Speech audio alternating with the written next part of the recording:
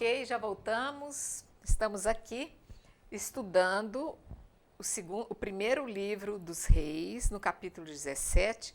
Vou pedir que você acompanhe agora a leitura do versículo 17 até o 24, que vai tratar da ressurreição do filho da viúva, e vai dizer assim: Depois disso, aconteceu que o filho dessa mulher, dona de casa, adoeceu e seu mal foi tão grave que ele veio a falecer. Então ela disse a Elias: Que há entre mim e ti, homem de Deus? Viestes à minha casa para reavivar a lembrança de minhas faltas e causar a morte de meu filho. Ele respondeu: Dá-me teu filho. Tomando-o dos braços dela, levou-o ao quarto de cima onde morava e colocou-o sobre seu leito. Depois clamou a Iavé, dizendo: Iavé, meu Deus, até a viúva que me hospeda queres afligir, fazendo seu filho morrer? Estendeu-se por 3 vezes sobre o menino e invocou a Iavé. Iavé, meu Deus, eu te peço, faze voltar a ele a alma deste menino. Iavé atendeu a súplica de Elias, e a alma do menino voltou a ele, e ele reviveu. Elias tomou o menino, desceu do quarto de cima para dentro da casa e entregou a sua mãe, dizendo: Olha, teu filho está vivo. A mulher respondeu a Elias: Agora sei que és homem de Deus e que Iavé fala verdadeiramente por tua boca. Interessante que a gente normalmente só ouve falar na ressurreição de Lázaro, né? Lázaro é o nosso ponto máximo quando a gente quer falar da superação da morte. Mas a gente vai ver que muito tempo antes, né, Diácono? Sim. Não sei exatamente quantos anos, depois você me diz aí. Nesse fato que ocorre aqui, relatado por esse primeiro livro de Reis, vai acontecer exatamente esse mesmo fenômeno onde a vida é entregue, acho que não só para satisfação e agradecimento dessa mulher, mas para que Deus prove que homens que estão ao seu legado podem fazer tantas obras quanto ele prometeu, né? De fato, nós vemos aqui que Elias é um instrumento precioso na mão de Deus, e Deus já vai manifestando esse amor que ele tem, não somente pelo povo de Israel, mas ele se manifesta também entre os pagãos, como é o caso da viúva de Sarepta. E ele manifesta o seu amor, a sua misericórdia. E aqui nós já temos uma das chamadas prefigurações, tipos da ressurreição de nosso Senhor, que é o Deus da vida, ele mesmo é a ressurreição e a vida. Então aqui nós já temos alguns tipos. Como você dizia, no Antigo Testamento, nós temos algumas ressurreições. O termo mais correto, aprendi com a Amélia há muito tempo atrás, né, Amélia? A Amélia falou, o termo mais correto seria revivificação. Porque ressurreição é aquilo que aconteceu com o Senhor, que ele ressuscitou num corpo glorioso para não morrer mais. No caso aqui do filho da viúva, depois nós temos com Eliseu também mais de uma ressurreição com o profeta Eliseu, né, o filho de uma outra viúva, sunamita, e depois quando ele morre, onde ele é enterrado, tem mortos que ressuscitam. São revivificações, porque a pessoa depois vai morrer, normalmente, e aguardar a ressurreição na volta gloriosa de Jesus no tempo final. Mas nós temos aqui essas revivificações, chamadas ressurreições, que são tipos, são figuras da ressurreição de nosso Senhor Jesus Cristo. Então aqui Deus manifesta assim a misericórdia. Primeiro, essa mulher ela é provada severamente, porque o homem de Deus chega, ela o acolhe, né? No nome do Deus dele, ela era pagã, mas ela acolhe, ela tinha, nós vemos assim que ela tem uma predisposição para acolher o Deus de Israel. Então ela acolhe o Deus de Israel e acolhe o seu mensageiro, né? E aí o que acontece? O filho dela morre. Então, o que acontece nesse contexto? Existia no Antigo Testamento, entre os judeus, a chamada teologia da retribuição. Então, eles acreditavam que se eu fosse muito pecador, Deus iria pesar a mão sobre mim. Pesar a mão significa castigar a pessoa pelos seus pecados. Então, se alguém era pobre, doente, não tinha filhos, né? O que refletia isso? Que era uma pessoa muito pecadora, ou que algum ancestral foi muito pecador, então Deus estava castigando por conta do pecado pessoal ou por conta do pecado de seu ancestral. Então Deus já vai manifestando a sua misericórdia para mostrar para aquele povo que não é bem assim, né? O amor dele é para todos e aquilo que eles acreditavam, essa chamada teologia da retribuição, não era algo correto, era uma má interpretação teológica dos judeus naquele tempo. E ela tinha isso impregnado. Então ela fala, por conta, viesse aqui como homem de Deus para manifestar os meus pecados,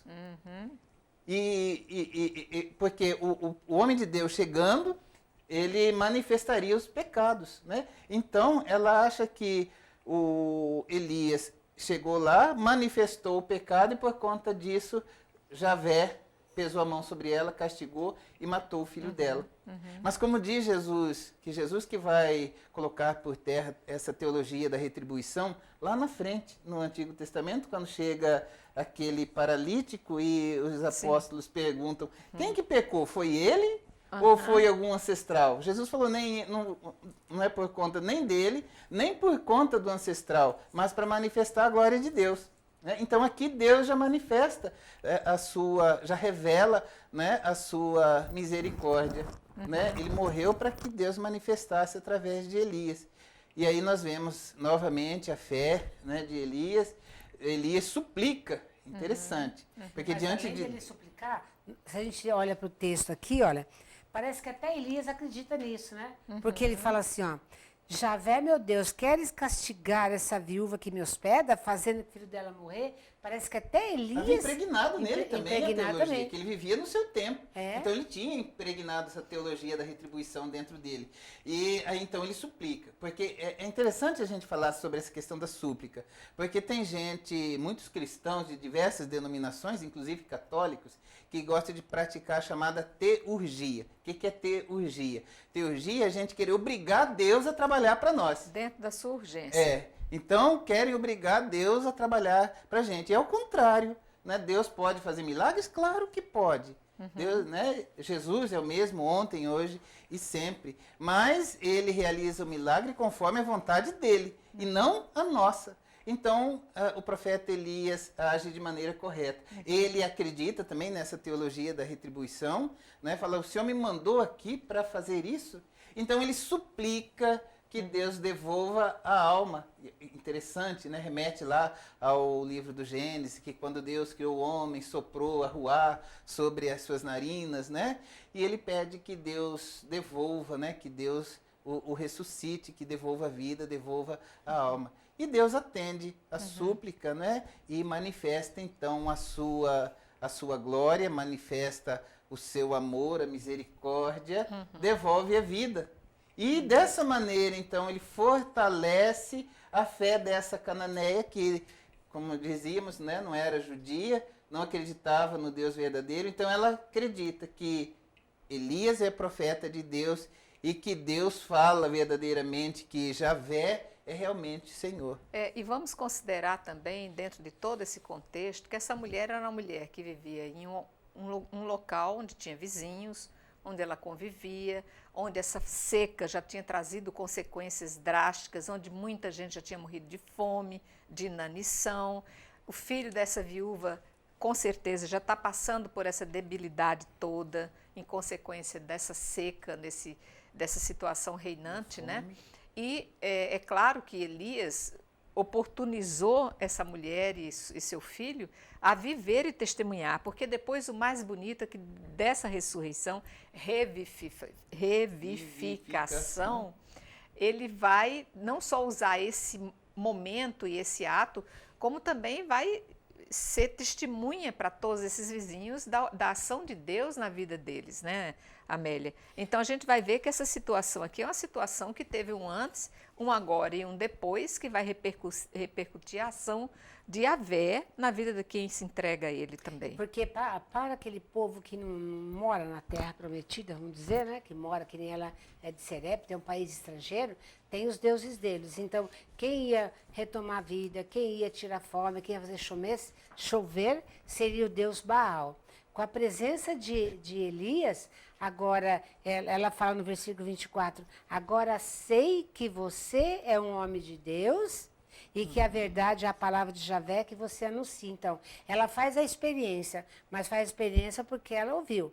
Se a gente pega, olhando o texto assim, quem precisou dela foi Elias.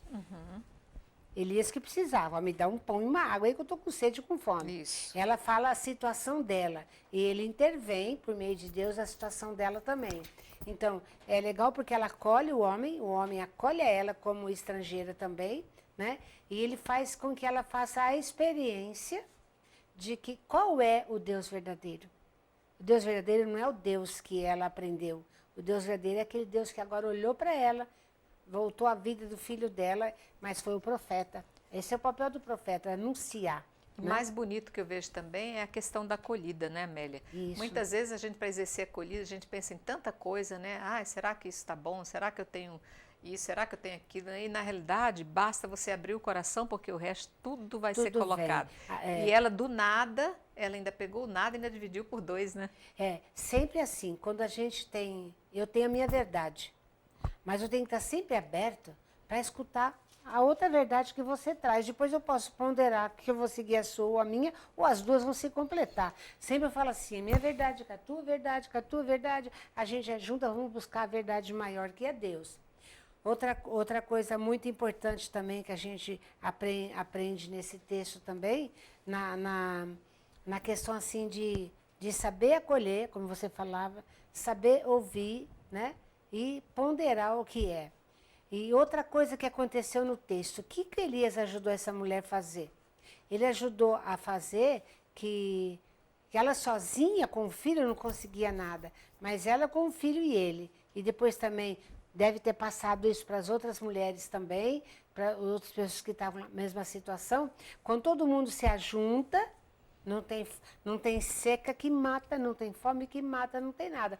Porque aí acontece a busca de alternativas diferentes. Isso o profeta fez ela aprender. Ele aprendeu com ela e ela aprendeu com ele. Muito bem. Diácono, você quer fechar mais alguma ideia antes da gente terminar sobre essa belíssima figura de Elias? Bom, primeiro a questão da mulher, né? Importante nesse contexto da revelação de Deus.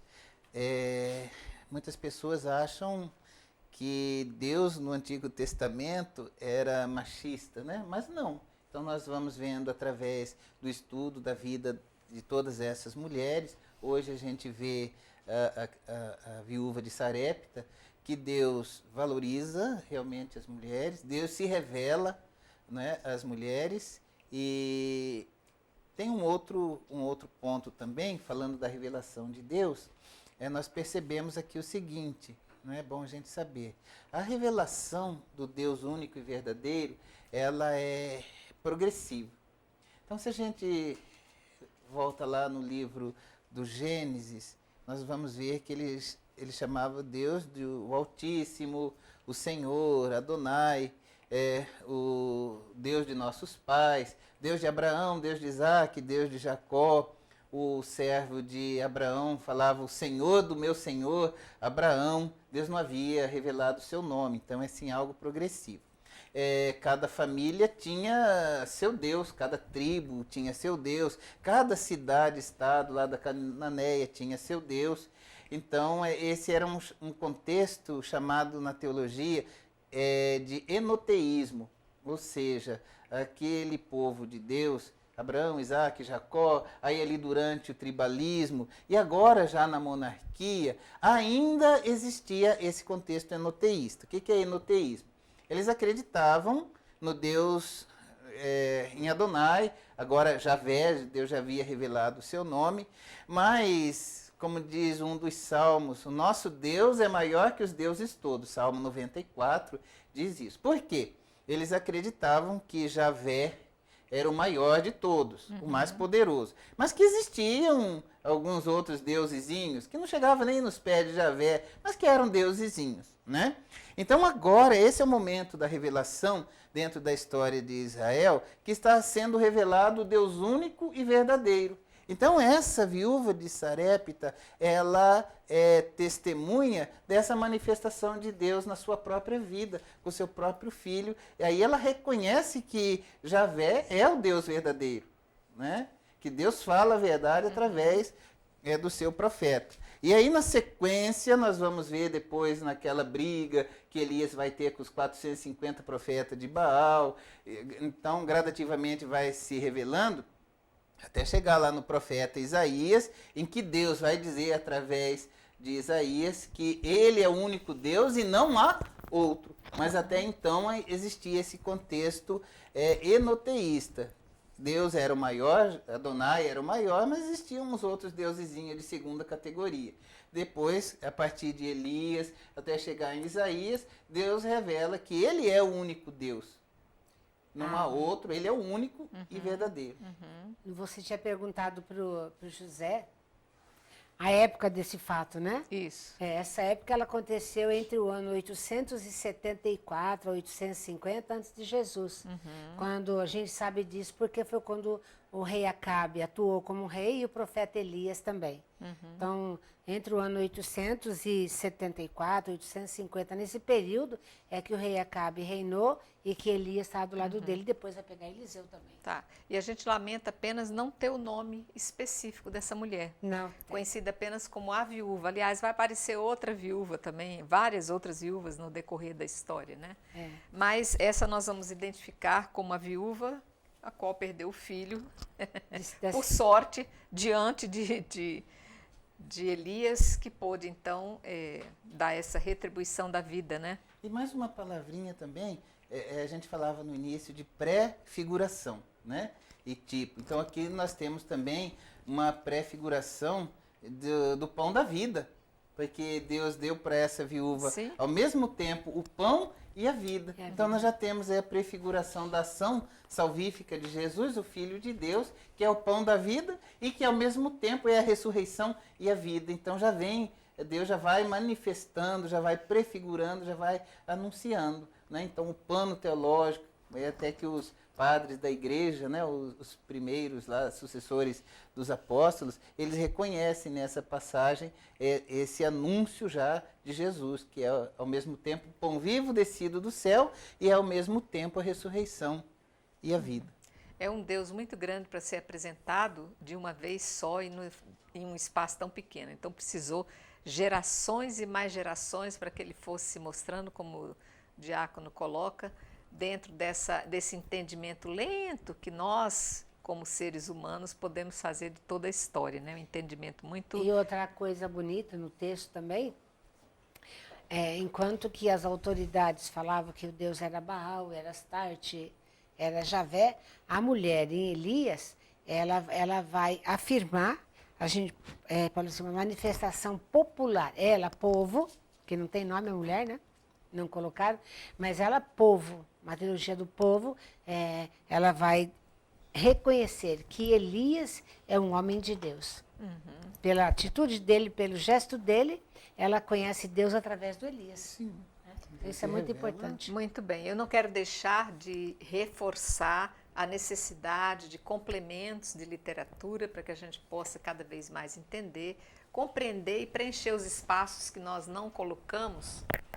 Então, aqui temos esse livrinho que fala das mulheres da Bíblia, algumas mulheres da Bíblia, como eu já disse, editado pela EDAP, pelo CEBI, que é o Centro de Estudos Bíblicos, um livro de um excelente acabamento, como eu já disse para vocês, uma leitura fácil, letras grandes, um livro assim que tem trazido assim um resumo bom, né, Amélia? Muito bom. Um resumo assim muito interessante dessas mulheres e que vocês podem, se tiverem dúvida, liguem aqui no 3349-1015 na TV Imaculada e aqui serão dadas as orientações de como adquirir esse material, um material belíssimo por um custo baixíssimo. Portanto, aproveitem para enriquecer cada vez mais seus conhecimentos a respeito dessas mulheres que nós estamos enunciando aqui. Eu quero agradecer, portanto, esse momento, esse espaço, esses minutos em que nós estivemos juntos, agradecer os nossos mestres. Diácono, mais uma vez agradeço a sua presença. Alegria estar de volta, né? Então, que bom, quanto tempo longe, né? Sumiu? Sumiu e a gente trouxe de volta. Professora Amélia, também agradeço estar conosco. É muito bom estar aqui. E a você, então, nosso principal convidado, nosso eterno reconhecimento, convidando para não deixar de estar conosco no nosso próximo programa, para conhecermos um pouco mais dessas mulheres fantásticas que escreveram também a história sagrada. Fiquem com Deus e até o nosso próximo programa. Até.